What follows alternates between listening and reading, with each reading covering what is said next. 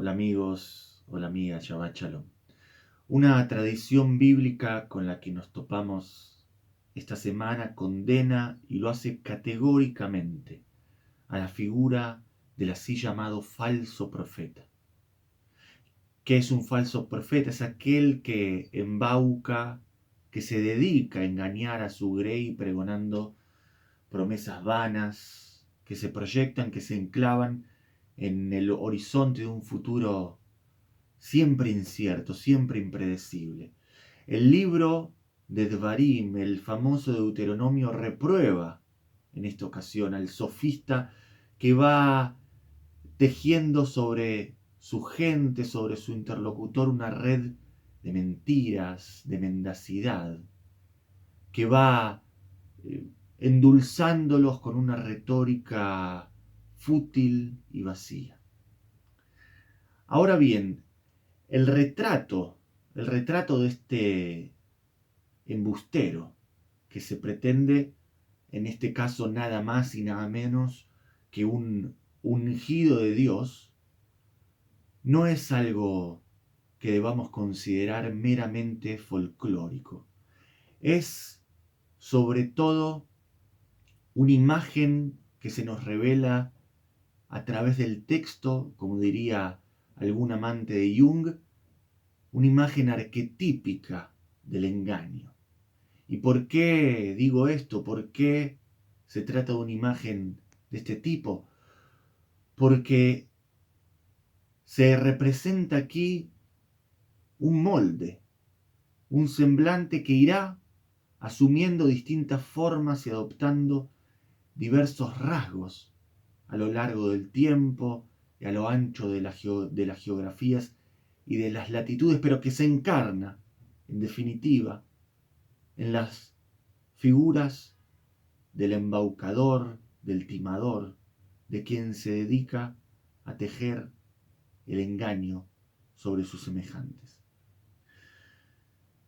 Y no es precisamente la vigencia o la universalidad de esta figura arquetípica lo que resulta curioso del entramado de la porción de lectura de esta semana, Parshat Re. Lo verdaderamente confuso, o hasta diría lo verdaderamente desconcertante, es que junto con este personaje, junto con esta figura camaleónica que encarna en sí el rostro de todos los timadores de la historia, se nos advierte acerca de la presencia, o más bien del peligro que entraña la presencia de lo que el versículo dará en llamar el soñador de sueños, o en hebreo, Holem Halomot.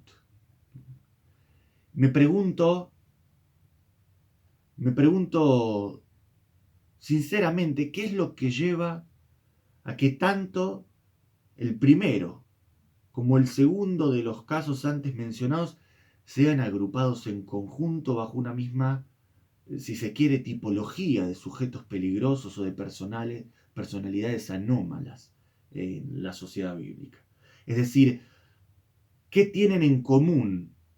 ¿Qué tienen en común, me cuestiono, este falso profeta, el timador, el embaucador por excelencia y por definición, y, por el otro lado, aquel que vive su vida movido por sus propios sueños, aquel que vive su vida como si ésta fuera un sueño? Y en verdad, si nos ponemos a analizar este interrogante, podría parecernos que hay en esta legislación bíblica una suerte de, digámoslo así, de tufillo eh, como que reaccionario, ¿no?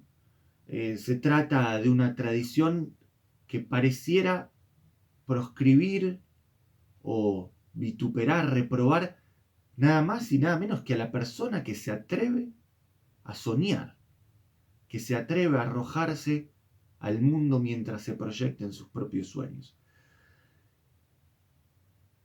Porque en efecto el sueño como acontecimiento, o el dominio de lo onírico, tiende a amedrentar o incluso aterrar a los defensores del status quo, ¿no? Eh, por eso podría tratarse de algo eh, presuntamente conservador o, como dije antes, reaccionario. Porque como alguna vez escribió Eric Fromm, en los sueños el individuo, nosotros mismos, trascendemos los estrechos límites de nuestra sociedad y llegamos a sabernos plenamente humanos.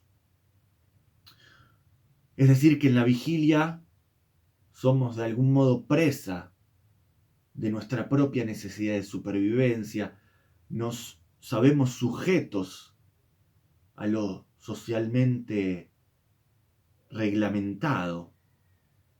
Mientras que, por el otro lado, en los sueños, y agrego yo en una nota meramente personal, quizás solo en los sueños, somos capaces de reconocernos libres. Solo allí somos capaces de reconocernos soberanos de nosotros mismos y de nosotras mismas, de emanciparnos de las ataduras no solo del tiempo y del espacio, sino también, y quizás fundamentalmente, de las cadenas que nos atan al prurito y a la corrección. Imagínense una vida sin sueños. Imaginen una existencia cifrada solo en el hoy y en el ahora. Imaginen una vida huérfana de esperanza, una vida huérfana e indiferente a toda poesía.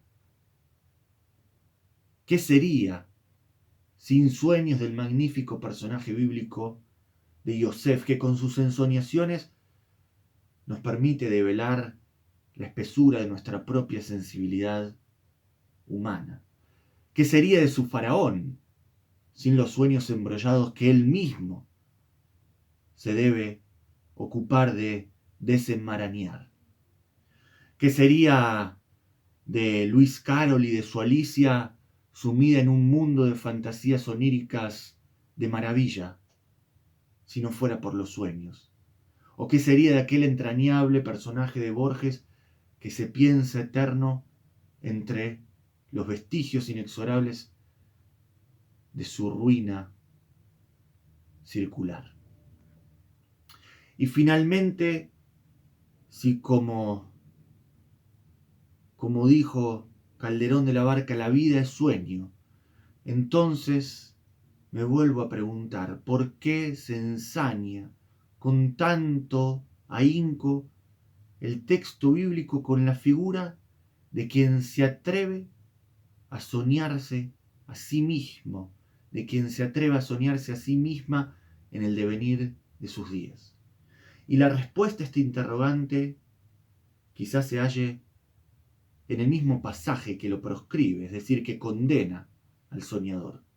Y escuchen bien, porque el personaje que es despreciado por la ley de Moisés no es precisamente el gestor o el cultor de utopías que imaginamos, aquella persona capaz de vivir una vida de ensueño que lo conduce siempre hacia la búsqueda de sus ideales más hondos y genuinos.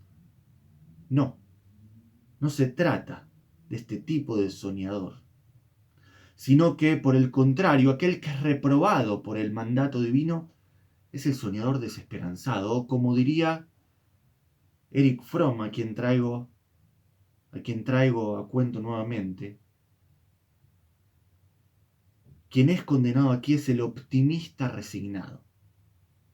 ¿Y qué es el optimista resignado? Es aquel que solo es capaz de soñarse dentro del marco de lo previamente estipulado. Aquel que, como reza nuestro propio versículo, necesita de una señal, de un indicio que le viene de afuera, que le es arrojado por el mundo para así activar su propia capacidad de soñar, ¿no? Se trata, como diría el poeta, no de un hombre, de una persona que sueña, sino más bien de una persona que duerme su propia vida.